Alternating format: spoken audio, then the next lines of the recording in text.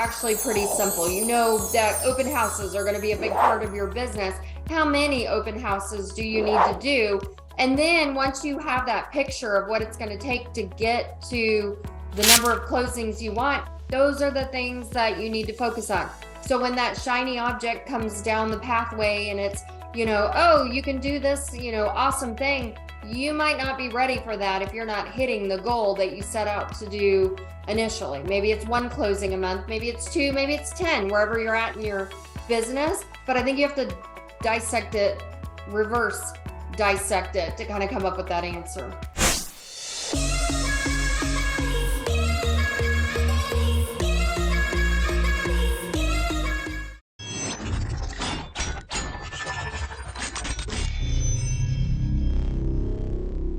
Welcome, everyone. Thanks for jumping in. My name is Jordan. I'm with zBuyer. I've got Misti here. Misti, you wear lots of hats. Do you want to tell us just the main few? Yeah, definitely. I'm a team leader of a team in New Braunfels, Texas. We're in Austin. We cover Austin and San Antonio. I'm also a coach. I coach a lot of people on real estate and lead generation, database, nerdy kind of stuff. And yeah, I do. I wear a lot of hats within those, but I love it. Misti, one that I always like to throw in too is you do a lot of coaching, not just, real estate and, business focused, but personal coaching as well. Yeah. And I think it's one thing that gives you such a great mindset about everything you do. You look at everything with a truly different set of lenses than most people. So I'm excited to just have a conversation today talking about it's a new year, it's a new market. There's a lot happening. There's a lot changing. And what are you changing and what recommendations would you give for other people to change? Yeah. We 2022 was a wild ride. And for us here in Austin and mostly Austin, San Antonio was kind of hit rough too, but Austin, because we saw all the appreciation and all the craziness, we really took a hard hit. So for us, we're kind of getting back to a lot of old school ways, really settling the dust. Really just reminding ourselves to focus on the things that worked in all the markets previous to this one. And the theme for us this year, it's really cleaning house. We're cleaning up our systems, our lead sources, everything that really just isn't serving our business right now, cleaning house and making sure that we're stable for what's coming ahead.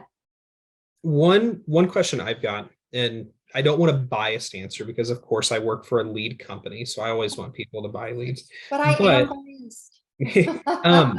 Yourself and other agents, if they came to you and asked, are you encouraging people to start new lead sources to look into new things right now? Or are you telling Absolutely. people? No, absolutely. I think now is a great time to be looking at your new lead sources.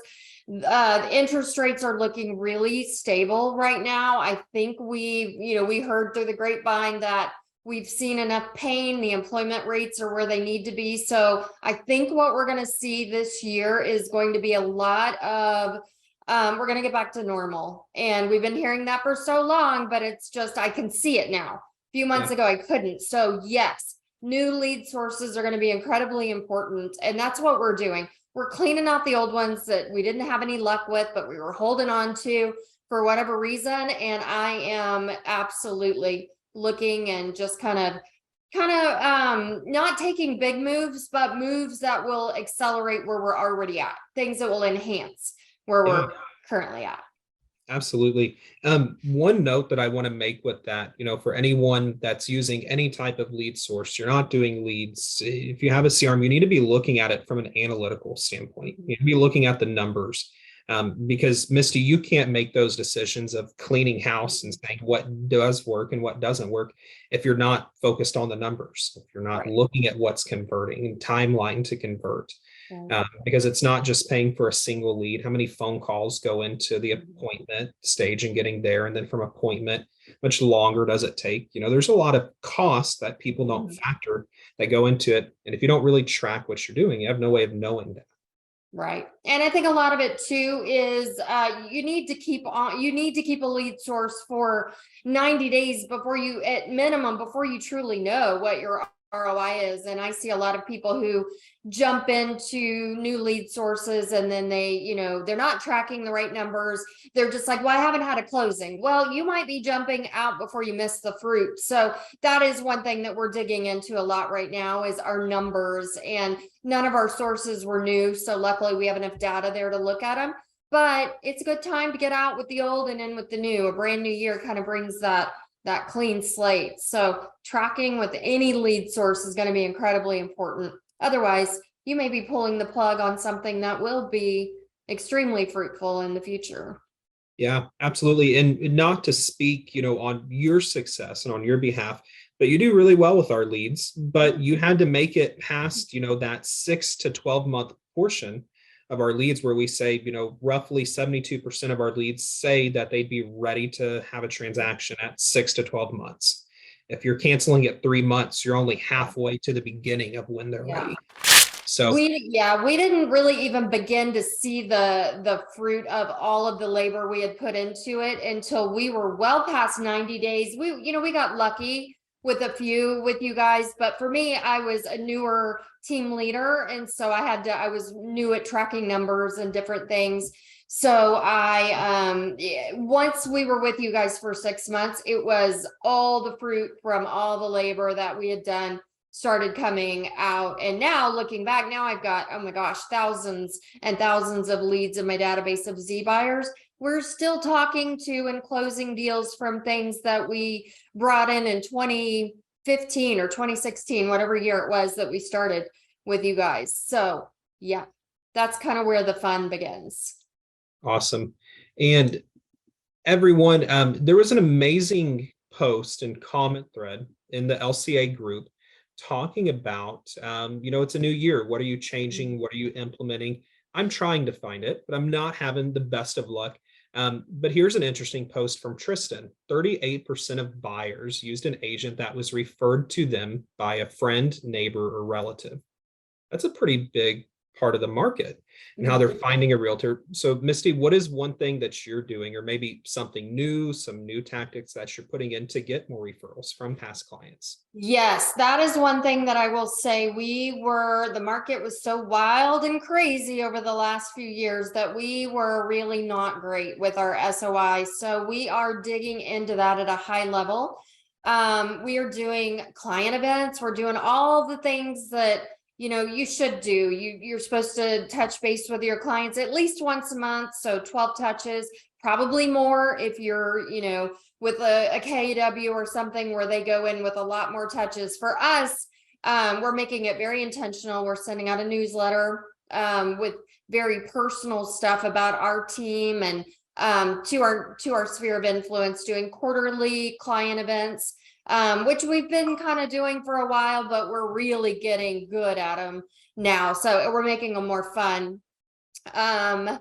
Every listing that we get, everything that we do, we're just utilizing every opportunity in front of us to really leverage out different ways to get creative. So, if we're doing however we can leverage our past clients and our current listings and just finding really, really creative ways to get smart with our lead gen versus messy like we were. I feel like we were very messy in the past, and it's just time to kind of dig in a little deeper and be smarter with it. Absolutely. One thing that I'm seeing here, another post, while I'm still searching for my golden post that I can't No, I seem was to find. looking for that post. I can't find it either. Advice for agents struggling with lead gen. You do not have to lead generate the same way everyone else is. Your DISC personality profile should determine what you're good at, what's a struggle for you. If you're super outgoing and love talking to people, should do activities or go out and network. Very detail oriented, do call after call. What is your personality like, Missy? I am super introverted, so Okay. my best place is working behind making those calls. I'm great at calls and text and all the things. Lead generation wise, I am terrible about getting face to face out there in the community with people, but I'm actually good when I make myself do it. I just have to force myself to do it. So I do find that interesting though. You do, as an agent, especially if you're struggling, you do have to take into account your personality style. It can be grueling for somebody to get out there and network in a, a large group setting for one person, and for another person it might be completely natural, and they might end up with adding 5 to 10 people to their sphere of influence without even thinking about it. So I love how they put that around the disc profile. I think it's a struggle for a lot of agents. Yeah. I spoke with an agent using our service last week, and he was talking about that he is terrible at phone calls. Mhm. He gets on a phone call and all of a sudden he discovers a stutter that he never knew he had. He just can't do it. He said that one call, he just got so nervous that he hung up. He didn't know what to do. He didn't know how to rebuttal, Yeah. and he just ended the call. Yeah. But for him, he buys our leads. He buys a lot a month, and he door knocks every single one that comes in. Wow. He closes business doing it, but he Yeah. matched the way he works leads to his Yes. personality. He can That's get really cool. people. So yeah, I'd never thought about that somebody, I mean, honestly, I just think of door knocking as grueling, right? You go, oh my gosh, I gotta Yeah, get out there and do it. But that's actually really cool. Yeah, I love yeah. that. He said it's his way of assuming the listing appointment. Yeah. He just goes straight there, and if now's not a good time, when's the best time for me to Yeah. come back to the house? Because I won't call you. I'm not good at that. So when can I just show up at your house again? Yeah. And he said he sees it as a way to build rapport extremely quickly, Mhm. getting face to face. Now I know for you that might be a little bit out of the comfort zone, Yeah. maybe not your cup of tea. Just like for him, the calling isn't his cup of tea. But it was something interesting that there's multiple ways to work leads. It's There not is just multiple ways. Yes. And I think that is such an incredibly important topic that, you've got to get your numbers in with real estate. And a lot of people go, God, we're all looking for the way to do it without having to make all the phone calls, because since the dawn of day in real estate, that's what we've all had to do. That's what we've all heard. Make your calls, make your numbers. But it's the easiest way because it's the least amount of time, effort when you're sitting in front of your computer, your phone, you're not out, you're not having to drive between different houses or whatever. But I think the most important part of this is finding who or how you're going to do it and making sure that you get your numbers in every day. I know my numbers by heart. I know I have to dial 200 numbers a day to talk to about 20 people, and out of 20 people I can get 2 appointments. It's consistent. There's good days, there's bad days. For somebody like you were describing earlier, that's not ever going to happen. He's never going to make 200 calls. So you can sit behind fear of I can't do this, or you can figure out what will work best for you and your personality and figure it out. But there is no choice in this business. We've got to get numbers in, being conversations, people that we get in front of and can talk to. It's just how are you going to do it so that you can be consistent and not completely hate your job. Absolutely. One thing that I almost feel like is a little over talked about at the beginning of every new year is, what are your goals for the year? I say a little bit over talked about at the beginning of the year because you don't hear people talking about them at the end of the first quarter, at the end of the second quarter. We talk about it at the beginning of the year because it's exciting. It's a milestone. But it's something that's definitely important. And one thing that I think, having goals, but finding out what your goal is and then building where I come from in the sales world is a KPI that'll get you to that goal. So I'm sure you have appointment goals that you want, listing goals you want every month. So you're building KPIs, numbers of calls, emails, texts that go around it.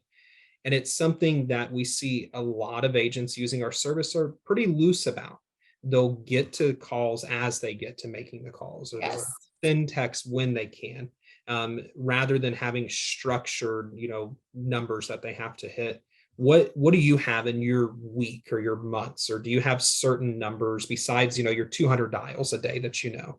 Yeah, so the 2 appointment rule for me is kind of my standard. So that is what our team really goes for every single day. And it's whatever number it takes to get there. We track everybody's individual numbers. It really comes down to whatever it is you're doing, if you're door knocking, if you're making calls, you've got to start somewhere. If you're a newer agent, you might not know. I know my numbers because I've tracked them, and I know I test them every so often. Is it still the same? Has it changed? Have I gotten better? It really just across the board, I've gotten better, but it kind of stays the same with the lead sources that we have. So to find yours, what I would say is really just start with a number. I'm going to knock 10 doors today. That's better than none. Or I'm going to make 10 calls today. And that's where I started, was tracking that number. How many, for me, it was phone calls, and they used to be brutal, and I probably stuttered and did all the things, but that's what I was going to conquer that. So I started with just setting micro goals for myself every day or 5 days a week. I was going to make, X number of calls, 20 dials a day, the number of times you actually put the number in and the phone rings. I didn't leave voicemails, so I was tracking those dials or door knocks or contacts. If you're, out and you're handing out business card, the number of business cards you get out, start with that. And then you can start to break it down with the next and most important thing is conversations, because you can dial all day long, but if you're not having a conversation, you're not moving the needle forward. So track the number of connections, the number of people that you add to your database. If you're out door knocking, you've got to get their information. Maybe you already have their name and their address, but how are you going to contact them?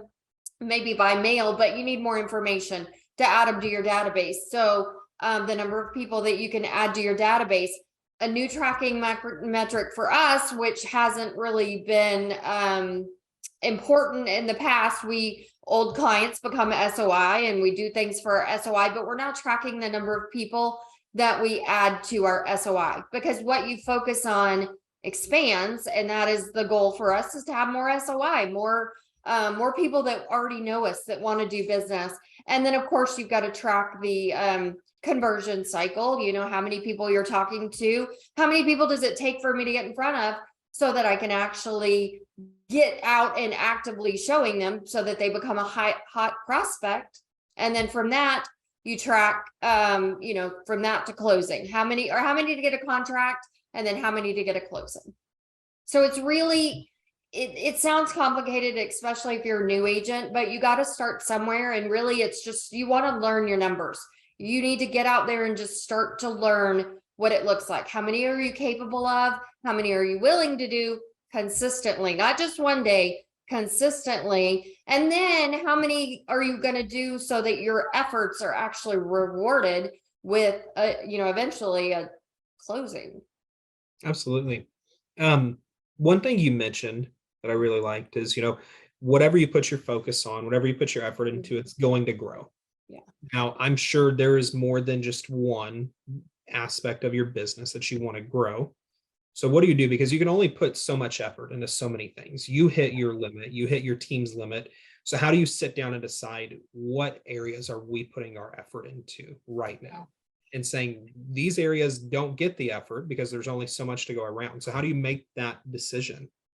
For us, it's a group effort, but that is a very, very hard question. I'm thinking back to, because I've got a lot of people that are watching are probably newer agents or wondering, how can I get more business going? So for me as a team leader, I think it's a group effort, to answer your question, because I have a team and we talk about what we want to focus on, what we want to get trained on, what our theme is of this year.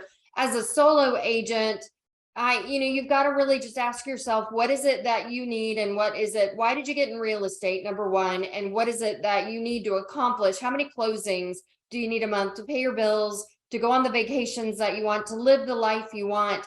And then you've just got to dissect it backwards. What's it going to take to get there? And you can figure this out. It's not rocket science. It's actually pretty simple. That open houses are going to be a big part of your business. How many open houses do you need to do?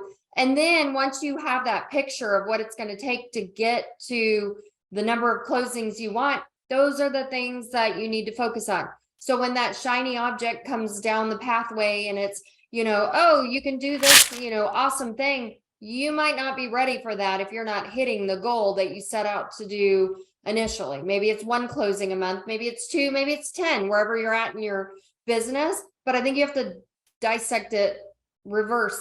dissect it to kind of come up with that answer. Does I that like make that. sense? Yeah. Yeah. Yeah. I like that. I found a post here, and it's not the one I was looking for, but it's pretty interesting. It says, based on how the real estate market is going right now, how would you prepare for 2023? Comments in here are pretty interesting. One of them, learn how to do short sales. Mm-hmm. What's your thought on that? Yeah, I will tell you that was a conversation that we did a team training this morning, and I think getting creative short sells, yes. You have to think about the market that we were in and what is coming towards us. So most of the markets across the nation saw an extremely high appreciation over the last couple of years. And all of those people that brought money to the table to pay for, over appraisal price are, what happens if their life changes? So now you've got all these people that paid 25, 50, $100,000 more than the home is worth. And now we're in a market where we're stable and we're normal, and that's awesome for us. But what about those new sellers that are getting transferred for a new job or divorced? We just went through the holidays, divorce, all the things that force us to sell. What are we going to do as a community when that person gets in front of you? That person, if it's, if it's a divorce situation and they have to sell, what, now they're facing foreclosure. Short sales are going to become a reality. You as an agent learning how to do creative things, creative financing, learning unique things in your state that you can do. In Texas, we have something called a mortgage wrap. I don't know if that's across the nation. I've talked to some people that have never heard of it. They're like, no, that's not a thing. So I don't know if it's a thing across the nation, but we do mortgage wraps. It's where you wrap around a mortgage. It's a creative way to help somebody in a need to get out of the situation they're in without foreclosure. Very interesting.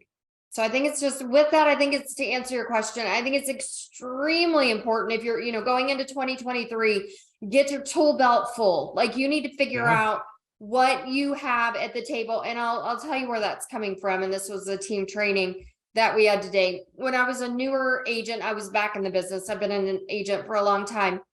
There was a client that he called me. I don't know where he got my number, online somewhere. And he said, I've got to sell my house. And he hadn't even made his first payment. He was an elderly man that bought a home that he shouldn't have.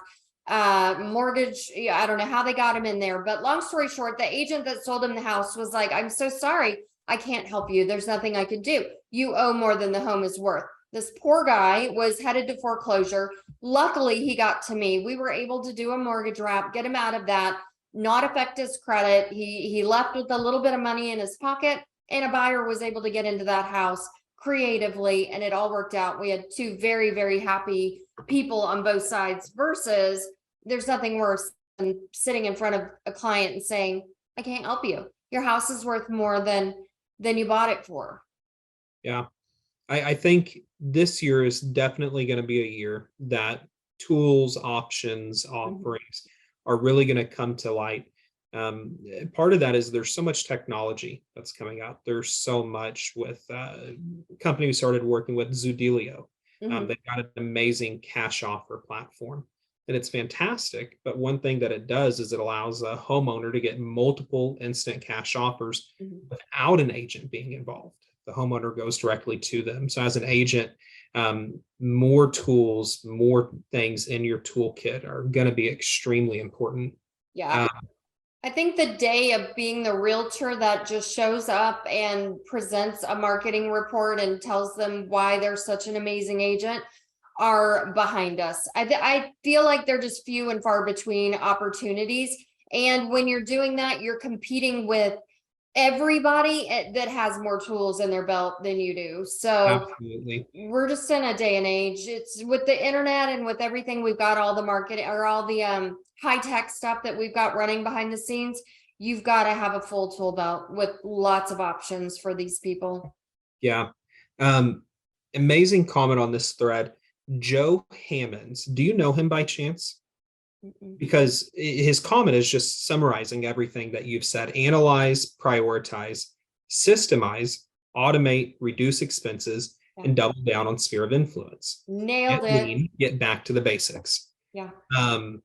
Those are all fantastic things. Now, some that I hear a ton of questions about is, systemizing and automating things.